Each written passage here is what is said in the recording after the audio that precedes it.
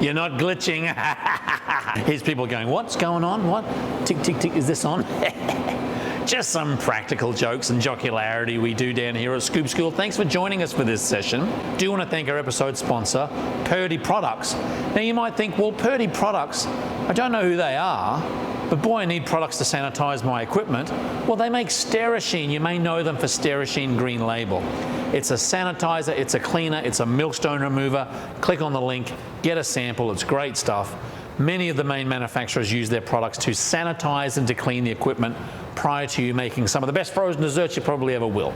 Purdy Products, thank you very much for episode sponsorship. Look where we've arrived, it's Whiteboard Wednesday. Whiteboard Wednesday. We're going to do a jingle. Whiteboard Wednesday. Whiteboard Wednesday. I don't know what the jingle's going to be, but it's going to be pretty cool. Okay, so let's talk a little bit about Rerun. We get a lot of questions about Rerun. Can you do it? How do you do it? What is it?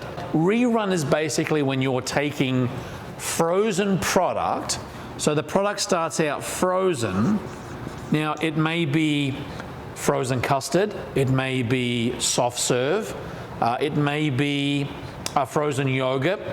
It's rarely ice cream.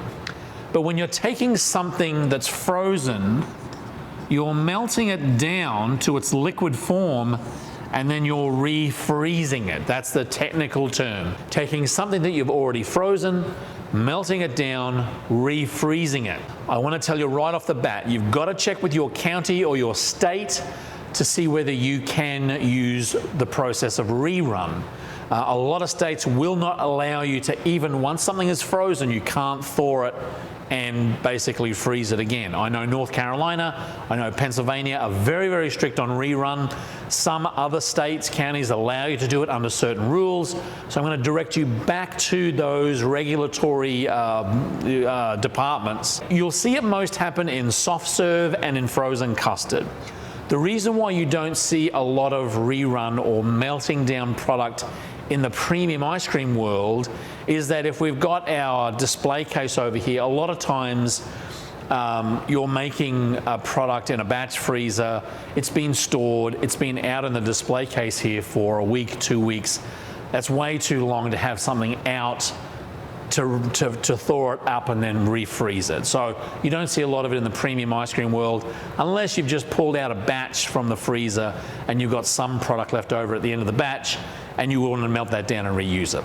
But it's mainly used in your frozen custards and soft serve machines because you're making something that's relatively ready to use. Now, what are the rules per se? So if you have some frozen product, it cannot have any particulates in it or no variegates in it. So if you've made in your frozen custard machine cookies and cream, which is basically your vanilla frozen custard with Oreos in it, you can't melt that down and rerun it through, obviously, because it's got particulates in it. So rule number one is it's basically got to be liquid only, or no particulates, no variegates, nothing in there that's going to compromise the thawing and refreezing. Second of all, you've actually got to put this, once it's frozen, and again, in a frozen custard world, this might happen at the end of the day when you've got maybe, I don't know, a quarter of a bucket left of vanilla, and you want to put it into the cooler overnight to thaw. You'll want to make sure it's thawed under refrigeration circumstances.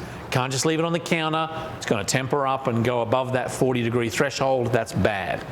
So you're basically taking it and putting it into a refrigerator. Again, you might have just cleaned your soft serve machine.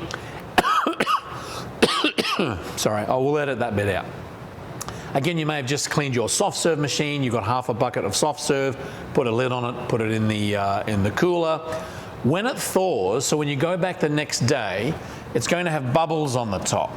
So basically you're taking your frozen product, putting it in a bucket with a lid, putting it in your refrigerator. You'll come in the morning, open up the bucket, lo and behold, there's bubbles on the top. Why are there bubbles on the top? Come on, tell me.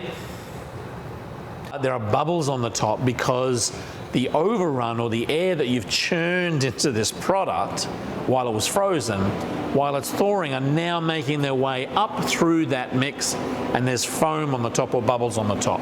Do not mix those bubbles in. You want to get a slotted ladle or perhaps a sieve and strain those bubbles out.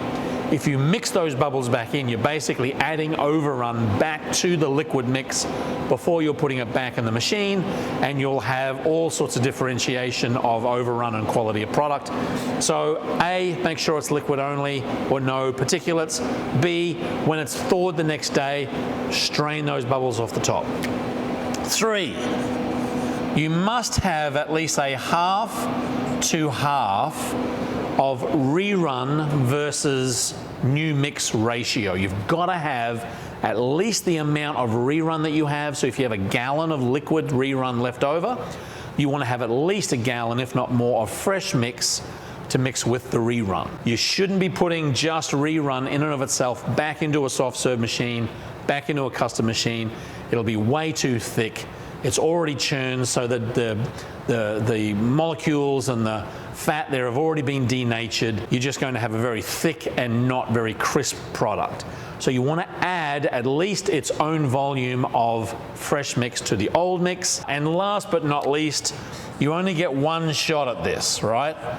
You can only really do it once. So in the frozen custard world, if you, at the end of the Monday, had a half a bucket left in the dipping cabinet, you put a lid on it, you put it in the walk-in cooler, come in the next day, Tuesday morning, pop the lid off, scoop the bubbles off, put at least another gallon, maybe a fresh bag, 2.5 gallons in there, pour it in the machine, and let's say Tuesday it rains all day, it just pours down cats and dogs, and you've still got that same product that you re-ran sitting in the dipping cabinet. You can't rerun it again. It's almost like you can't thaw and cook and thaw chicken again. Well, you can't cook chicken after you've thawed it, but you know what I mean. Freeze, thaw, freeze, thaw. Same with this. You only get one shot. They're kind of some rules on rerun. And again, the batch freezer world does it sometimes if you've got maybe a container that you've made that you want to thaw down. To tell you the truth, I think there are much better uses for liquefied product or rerun than actually putting them back through the machine. One of them is making a shake base. So you might say, for our shakes, we're going to use a shake base or a shake mix recipe of half milk, half of melted ice cream product, or half mix. And you have that in maybe a gallon jug, and you're utilizing the rerun to actually go back into the menu process by virtue of blending it in a shake rather than refreezing it. We get a lot of questions on it.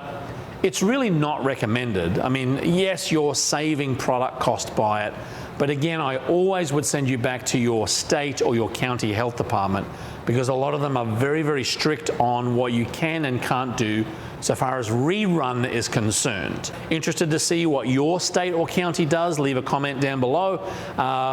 Look, that's kind of the be-all and end-all of it. Do want to thank our episode sponsor again, Purdy Products, maker of Green Label Sterasheen. And if you have a question, conundrum, problem, as we say in the Cook Islands, a mana-mana-tar of the ice cream industry, drop us a line, leave a comment. We love hearing from you. We read all of the comments. We try and respond to all of them, except the nasty ones, which we don't get too many of, but there are some. Anyway, that's all we have for this video. Keep on scooping. We'll see you in the next video. Whiteboard Wednesday.